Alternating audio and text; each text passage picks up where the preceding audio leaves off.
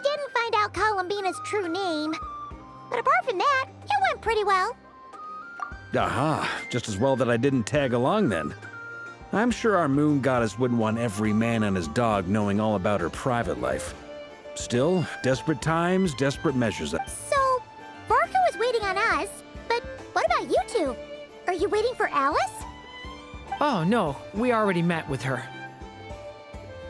We discussed that experiment I mentioned to you last time. Oh, and she also handed me this communication device. That's right.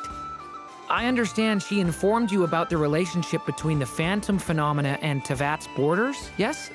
She wants me to help her with some more experiments on that front.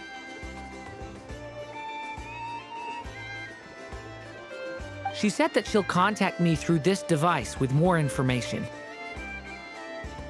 Ah, I see. Following instructions and making observations. Pretty common research method. Takes me right back to Albedo's lab. Wait, then who exactly are you meeting? Someone you know. Albedo's met him too. But I don't think Miss Lauma or the Grand Master have been introduced. Introductions are overrated, especially in cases like this. It's you! So, it's not like the Academia has prohibitions against going abroad. Also, I applied for leave. I've been writing to Hat Guy since obtaining a human form. I've already brought him up to speed on everything that's been going on in Nodcry. Hat Guy? Turns out, I actually have heard that name before. Oh? Then why did you react the same way I did? I only knew the name, not the fella. But since we're all here, let's do some introductions for what it's worth. I'm Varka, Grand Master of the Knights of Favonius. Lauma, Moon Chanter of the Frost Moon Scions.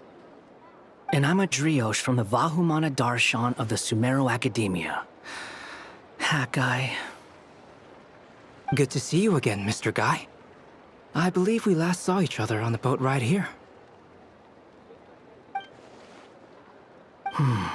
Mind you, the only reason I came here is because there's someone I want to look into.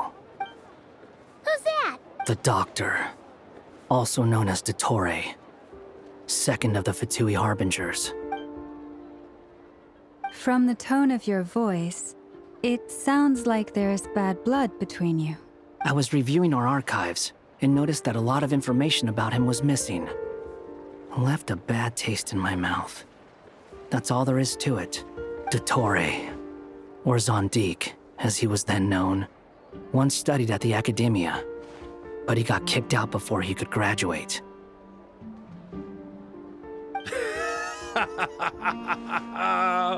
So the Harbinger's #2 man is a college dropout? How embarrassing for them.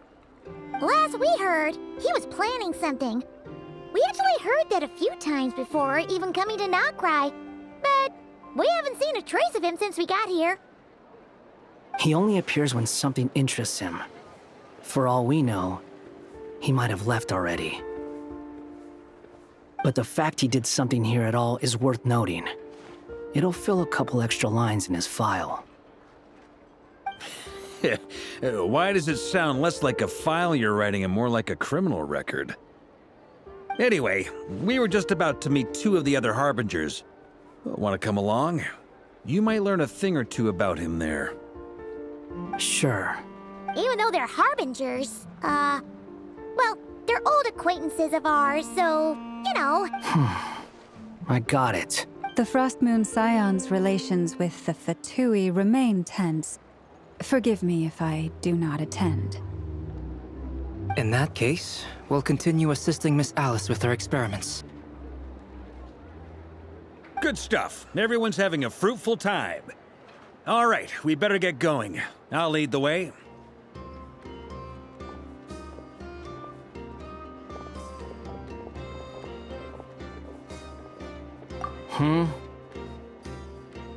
Well, yeah, that's obviously part of it. But I'm not the only one who has a score to settle with him. Neither you, nor Lesser Lord Kusanali, nor I want to see him meddling with things again. What's the... Don't worry. Pigeons always know which way home is.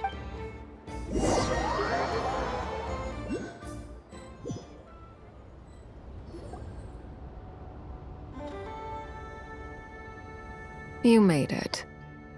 Who is this? A scholar from Sumeru. They call him Hat Guy. He's an old friend of the Travelers. Wait, this is the academia representative you wrote about? He doesn't exactly look the part. I believe this will prove my identity. You'll notice it bears the seal of the Sanctuary of Surasthana. Well, what do you know? So it does. All right then. My mistake. It's fine. I expected as much. What? So as I mentioned in my letter, the Academia's got its eyes on Dottore. But this matter remains top secret. Apart from those assisting in the investigation, the fewer people who know, the better. If anyone asks, I'm here in Notcry to pursue my personal academic interests. Gotta say, Varka, you did pretty well to keep all this under wraps for so long.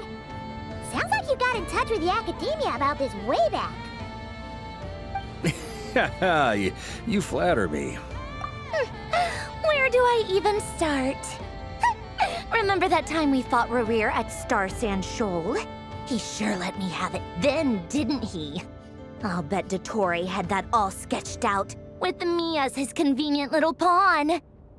He could not care less about us if he tried, but hey!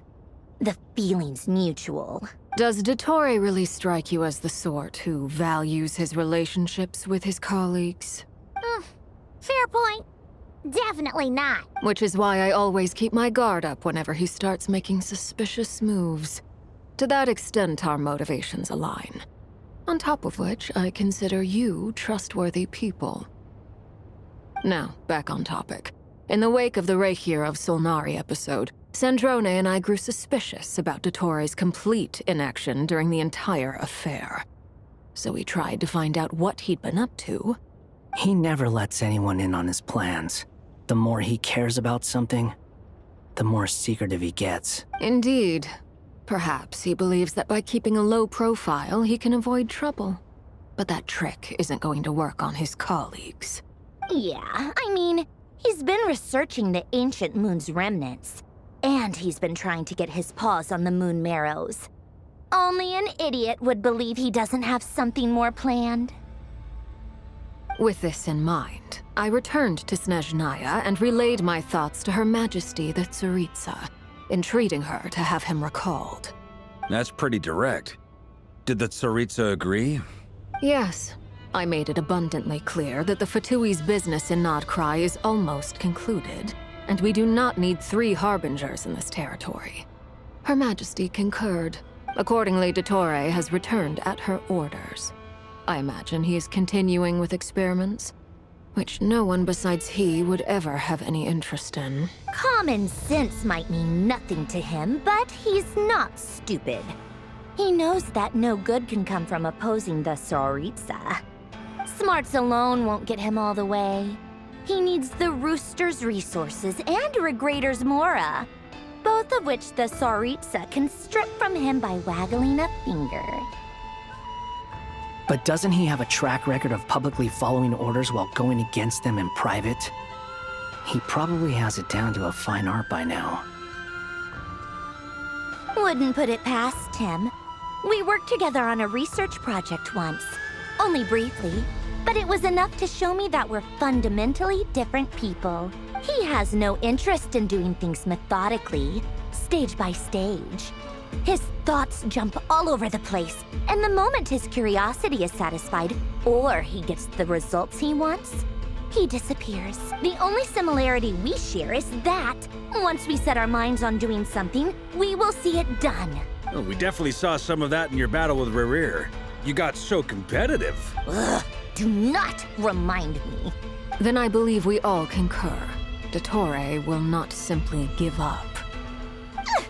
Fantastic. Now this This is turning into a whole day of unpleasant memories. Are you talking about the moon marrows? He also strikes me as the kind of person to disregard experimental regulations, ruin all the equipment, and go way over budget. Then leave the first person he can find to deal with the fallout. Exactly!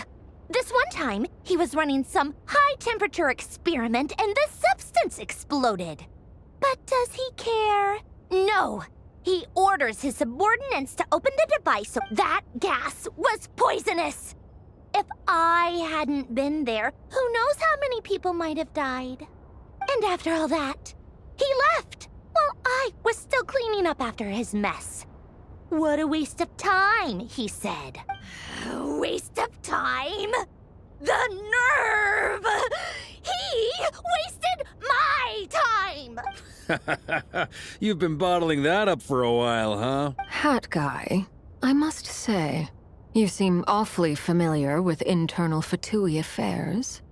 Especially when it comes to Dottore. Thank you, Lady Harbingers, for providing such valuable information. I have no other questions for now, so I'll be on my way.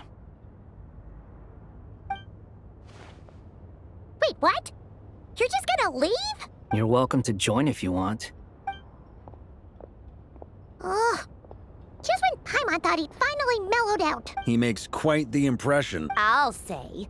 I've met tons of headstrong people, but not many of them would join me in bad-mouthing Dottore. Anyway, back to the main agenda. Barca, you said that Columbina has gone missing?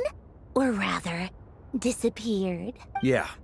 We're working on building a connection between her and this world. The simplest method is to find out her real name. I've actually asked her that question before, but she said she didn't know. Considering our relationship, I doubt she was lying to me.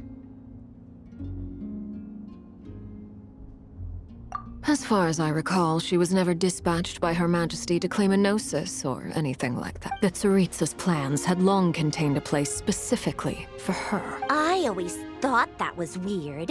What could she do that the rest of us couldn't? Knowing what we do now, it's probably something related to Kavaki, right? More than likely. When she first arrived, Columbina would often go to Her Majesty and ask when she could start the task assigned to her. But Her Majesty always gave the same reply. The time has not yet come. So she spent her days in Snezhnaya doing the Tsaritsa has summoned a beautiful blind maiden to be a harbinger, giving her the third seat by virtue only of her enchanting voice. It was a dumb and stupid rumor. But the reality of the situation made it hard to refute. And what happened after that? I imagine she stopped caring. She no longer seemed to care why she had been recruited.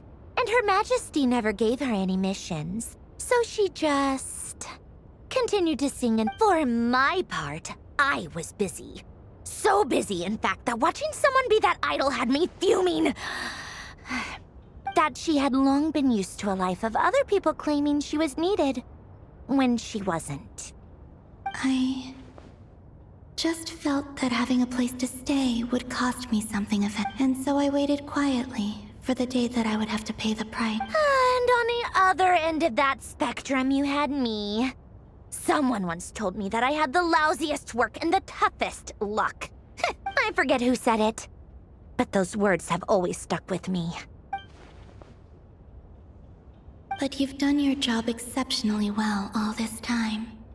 Because at heart, you are a conscientious person. What is it? Something come to mind?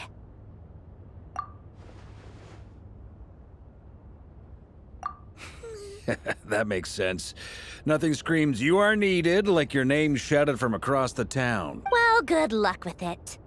But if you ask me, Columbina is still the most shoutable name. I'm just so used to it now. After all the arguments we've had, I can't be bothered trying to remember another name for— Nor I. Sandrone.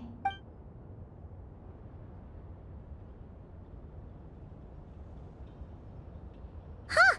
It's a Seelie! Ladies, I thank you for your hospitality. If the chance ever comes up, I definitely owe you both a drink sometime. I'm sure it will. You can make your own way out. Heck, you've been here enough times, you probably know your way around better than I do. Okay, time to do what adventurers...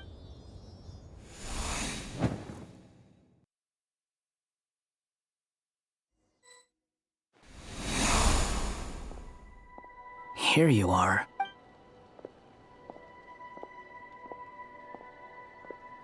Oh, Hat Guy. How come you're back so soon? Fine. Dottore been summoned home by the Tsaritsa. Couldn't get much more than that. How about you? Any progress with the investigation? We've tried everything. Different phantoms, different locations. Abyssal monsters roaming the land. People crying out in despair. Every time I see it, I can't help but think, is this what it was like in Mondstadt when Dragonspine Durin attacked? And if I fail in the task I've been given, That's just meaningless speculation. When we encountered similar phenomena previously, I tried to interfere with those illusions, using sounds and lights to guide them. However, we could not change their fates. At most, we were able to extend their existence. The events of the past, But Miss Alice instructed us to try to find ways to change the outcome. it's an impossible task. since she asked us to do this, I feel like it can't truly be impossible. Or if it is, I could not have been born as Durin otherwise. But you also said that your past 39 attempts were fruitless, That's true. but you're still going.